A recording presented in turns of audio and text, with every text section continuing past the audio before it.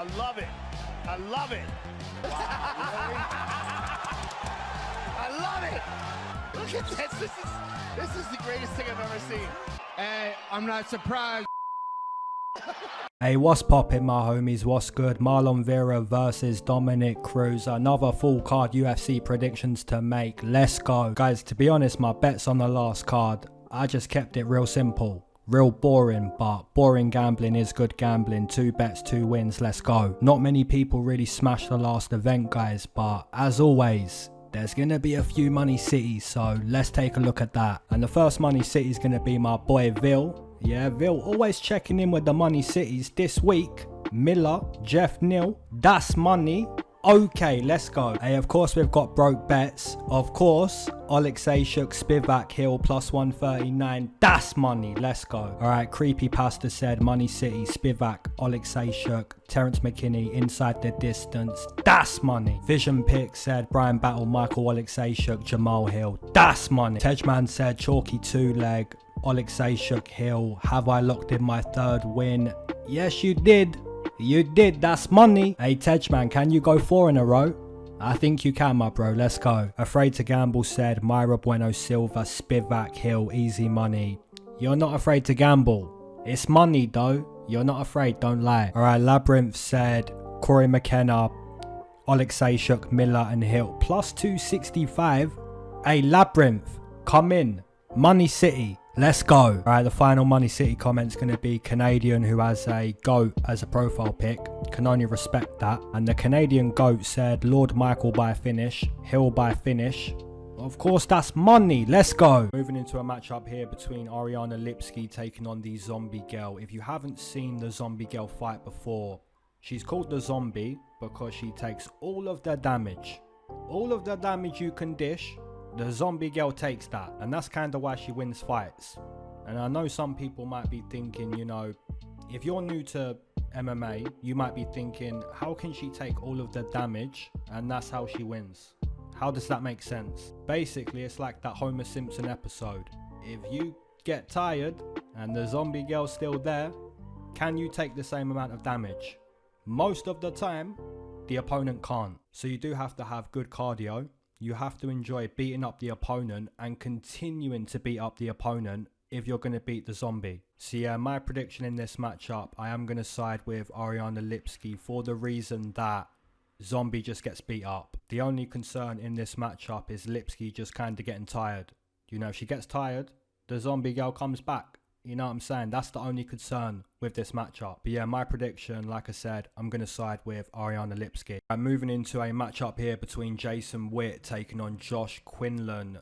Now, normally, guys, I wouldn't be so confident on a fighter that's only 5-0 in Josh Quinlan. But, man, this guy's pretty good. You know, you look at the Contender Series fight that Josh had and the footwork. Before that TKO came, before those punches arrived, the footwork of Josh Quinlan, I really like it. I think it's good footwork. So if you didn't make that read, I would advise you, you know, go to UFC Fight Pass, rewatch Josh Quinlan, and the footwork, it's good. The heels don't touch the ground. Then you kind of make the connection, guys, that Jason Witt has a completely dusty chin.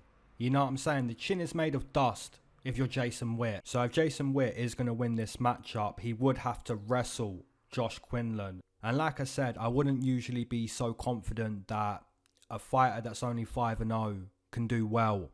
But I really like what I see from Josh Quinlan. And I don't like what I see from Jason Witt. He's got a glass jaw. So my prediction is going to be if Josh Quinlan can keep this fight standing, which I think he probably does considering he's training out of Sanford MMA. I think at some point he can break the face of Jason Witt. Alright, moving into a matchup here between Youssef Zalal taking on Blackshear. Now, looking at Blackshear, this guy likes to grapple. If you look at his record, you know, quite a few submission wins for Blackshear. So if this matchup is like a heavy grappling matchup, Blackshear might look pretty good in his UFC debut. On the flip side, if Youssef Zalal can utilize the footwork, utilize the movement, utilize the speed, right? If he can do all of that in a striking matchup, then Youssef Zalal might just outclass Damon. And I'd have to say that even though Youssef Zalal has been losing, right, he's on a losing streak, even though that's the case, It's against Ilia Tapira. It's against Sean Woodson. You know, these fighters are good fighters and there's no shame in losing that fight. Like I said, guys, if this is a heavy grappling matchup, Damon Blackshear is probably going to look good. I'm not super confident how this matchup's going to play out, but I am going to side with Youssef Zalal to use the footwork, use the speed, and hopefully stay away from the grappling game plan of Damon Blackshear. So yeah, that's going to be my first pick. I'm going to side with Youssef Zalal to win this fight. Alright, moving into a matchup between Loopy Godinez taking on Angie Hill. Now my prediction with this matchup, guys, I would have to side with Lupita Godinez to win this fight. And the main reason why I'm going to make that prediction, if you look at Angela Hill in her whole UFC career, most of the time she loses because she gets out grappled by the opponent, and that was the case against Verna Jandiroba aka Deuce Bigelow in her last matchup. You know, obviously Angela Hill has improved a lot. You look at the nice little win streak she put together against Carnelosi, Hannah Cyphers and Loma Lookboonmee, and to be honest, that win streak should have continued because she did beat Claudia Gadelha, but the judges, the so-called judges, didn't see that. I think Angela Hill is a prime example that if you're not that good, just keep showing up. You know what I'm saying? Keep showing up. You're going to get better. But the weakness is still there and it's going to be her grappling. And when you look at Lupita Godinez against Carnelosi, the way she grappled that girl, my goodness. And to be honest, I took Lupita Godinez to win the fight, but I didn't expect it to be so dominant. I kind of expected Carnelosi to fatigue like round 2, round 3. But that wasn't the case. You know, Lupita Godinez dominated that fight from the first round until the last round. Complete domination. Now, of course, guys, if you look at the flip side, right, the flip side being Angela Hill has good output. She's a Muay Thai girl. If she can keep the fight standing, then there's a chance. But my prediction, I'm going to side with Lupita Godinez to just rinse and repeat with the grappling. That's going to be my pick. Alright, moving into a matchup here between Ode Osbourne taking on Tyson Nam. Guys, Tyson Nam, 39 years old at 125. Big red flag. Really big red flag. We know at flyweight you need the speed, you need the reactions, you need all of that. And at 39 years old, it's going to be difficult to have all of that. You know what I'm saying? It's going to be difficult. On the flip side, if you look at Ode Osbourne, you know, this guy's pretty slick.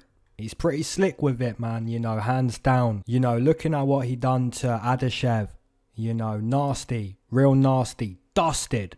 Sent to Dusteration City, you know what I'm saying? And Ode Osbourne does have pretty good jiu-jitsu, so even if Tyson Nam chooses to grapple, which I don't see why he would choose to grapple, but even if he did, Ode Osbourne has pretty good jiu-jitsu. So yeah, like I said, Tyson Nam, 39 years old at 125. In my opinion, big red flag.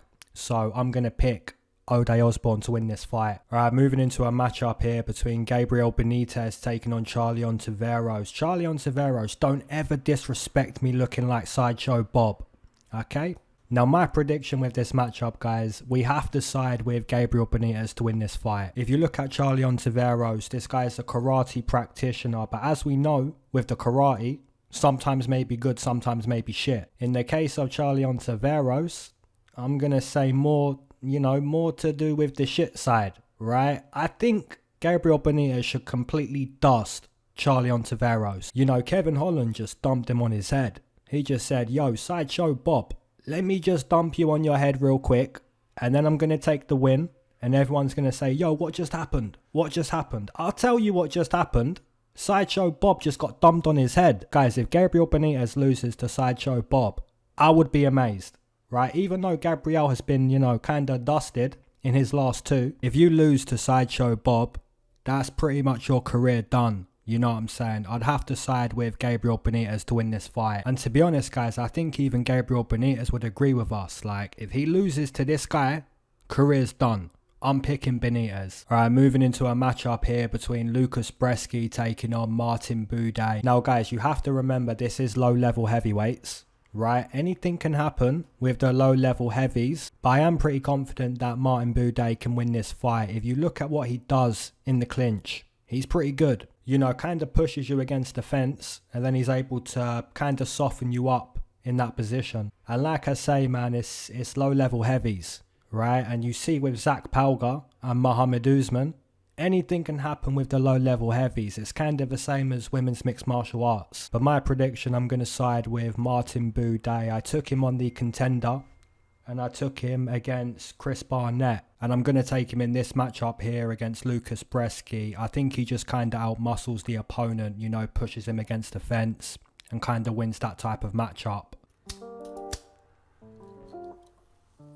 If you waited to smoke with me, amen. If you've been smoking this whole time, double amen. If you're not a smoker but you enjoy the smoke breaks, that's a triple amen, gang. Let's go. Now guys, we're going to go old school on the smoke break. I've got a subscriber question on this smoke break. Massive shout out to Antoine who sent me this message. Looking a little ahead, do you think UFC 280 could cause a paradigm shift in the MMA landscape, given how important all of the pay-per-view fights are? Hey, I'm not gonna lie, I kind of feel like I'm gonna get the A star if I answer this question. Like, we're in class, yeah, paradigm shift. Hey, I'm getting the A star. Now, to answer the question, you know, UFC 280, this pay-per-view is a good card, right? It's important, it's a great pay-per-view. But to really answer the question, I'm gonna say no. I'm gonna say no because the sport of mixed martial arts is always getting better. You know, UFC 280 on its own, is it going to cause a paradigm shift? I don't really think so. It's a great pay-per-view. It's a great pay-per-view, but like I said, the sport of mixed martial arts is always getting better. But I will say, putting a card together like UFC 280, you know what I mean? It helps the sport. It helps the sport evolve. So in a way, kinda, but in a way not really, because we're going to evolve anyway. You know what I'm saying? We've been evolving. So yeah, hopefully I answered that question properly. And like I said, the way you worded it, you know what I'm saying? Kind of feel like I'm in class. You know what I'm saying? Get the A star. Let's go. You're not allowed to smoke weed in class though. Talking about a shift though, my bets on the last card, I shifted it. Yeah, instead of making like 5 bets, I went 2 bets. 2 bets, 2 wins, let's go. And I'll probably do the same thing on this card. So if you want all of my bets or the 1 bet or 2 bets that I do make, check my Patreon. Alright, let's shift into the main card. Alright, let's go. Alright, moving into a matchup here between Yazmin Jauregui taking on Yazmin Lucindo. Might have butchered the names, good chance I did. Now guys, looking at the tape on Yazmin, and I'm talking about the Mexican Yazmin, this girl looks pretty good. You know, her combinations are pretty quick. And even if you crack this girl, you know, she's going to stay in your face. And she's going to be like, that's okay. Let's still go to work. Let's fight. Even if you try to take her down, you know, use defense. She'll reverse the position, start smacking you with those nasty knees to the body. I think Yazmin Jauregui is a pretty decent signing for the highest level of mixed martial arts. Now, if you guys said to me, look, if Lucindo is going to win the fight, how would she do it? How would she win this fight if she was going to win? I would say she needs a takedown. You know what I'm saying? Get this fight to the mat. If she can't get the fight to the mat, I think Yazmin Jauregui is probably going to piece her up, you know, land those boxing combinations, land the calf kick. Guys, you do have to remember this is low-level women's mixed martial arts, but in this specific matchup, I am quite confident that Yazmin Jauregui can win this fight if she can keep it a striking matchup. So yeah, my prediction, I'm going to side with Yazmin Jauregui to win this fight. Alright guys, moving into a matchup between Cynthia Calvillo taking on Nina Nunes. Now Cynthia Calvillo, I remember when this girl went to Scotland, beat Jojo Calderwood, and she's getting on the mic like, I'm the shark, the mat is my ocean. You know, Cynthia Calvillo, man, she kinda was doing some nice work early in her UFC career, but she really has dropped off. I went against Cynthia Calvillo in her last 2 or 3 matchups. When Cynthia Calvillo can get the fight to the ocean, get the fight to the mat, when she's able to use the jiu-jitsu, she's pretty good. Now looking at the opponent, Nina Nunes, right? This girl went away, played the mum role, right? Had the kid. When she came back against Mackenzie Dern, that is the easiest plus money I've ever cashed. Like, how was Mackenzie Dern even an underdog? She just took Nina Nunes to the mat and said, you know, good game. Good game, thank you. I really hope that Cynthia Calvillo just looks at that performance and is like, yeah, I'm going to take Nina to the mat. I'm going to break my losing streak. I'm going to get a win. I'm going to use the jiu-jitsu in this fight. And that's what I'm going to side with here. I'm going to take Cynthia Calvillo to get this fight to the mat. Use the jiu-jitsu. Take the win. Alright, moving into a matchup here between Devin Clark taking on Azamat Mirzakhanov. And Azamat Mirzakhanov completely dusted Tafon Nchukwi. Man, has Tafon Nchukwi even woke up Oh yeah, he did. He woke up and then went straight back to sleep with Carlos Solberg. That was funny. Obviously, if you put a bet on Tafon and Chukwi, it wasn't funny. But yeah, I had some money on Carlos Solberg. Carlos Solberg looking pretty good. Okay. Guys, I do believe this prediction and this breakdown should be pretty straightforward. If Azamat Murzakanov can keep this fight standing, keep it kickboxing, he should be able to dominate Devin Clark. You know, Azamat Murzakanov is levels above Devin Clark when it comes to striking, and his footwork's pretty good, you know, that in and out footwork. And of course some people is going to say like Azamat slowed down against Tafon and Chukwi, his cardio didn't look good, and that is pretty truthful. So if Devin Clark can wrestle, take the fight to the mat, make Murzakanov work, make him tired, maybe he can do well in the fight. It's always going to come down to who can fight their fight. If Devin can get the fight to the mat, that's his fight. My prediction, I'm going to side with the better striker, and that's going to be Azamat Murzakanov. Just need to, you know, avoid the mat to win the fight, break the face of Devin Clark. Moving into a matchup here between Gerald Meerschaert taking on Bruno Silva. I think Bruno Silva's going to break the face of GM3. If he can avoid the mat, I mean, even if he goes to the mat, who remembers what he done to Wellington Turman? You know, even if GM3 takes this fight to the mat, Bruno Silva has some really nasty ground and pound. You know what I'm saying? He might break the face on the mat. He might break the face standing. I think Bruno Silva should be the pick. Now on the flip side, guys, if Gerald Meerschaert can take the back of Bruno Silva, then maybe he can find a rear naked choke. But if you put a gun to my head and I had to save my life with this matchup, all day I'm taking off-brand Alex Pereira. I'm taking Bruno Silva to win this fight. I think Meerschaert just gets dusted. Just completely dusted.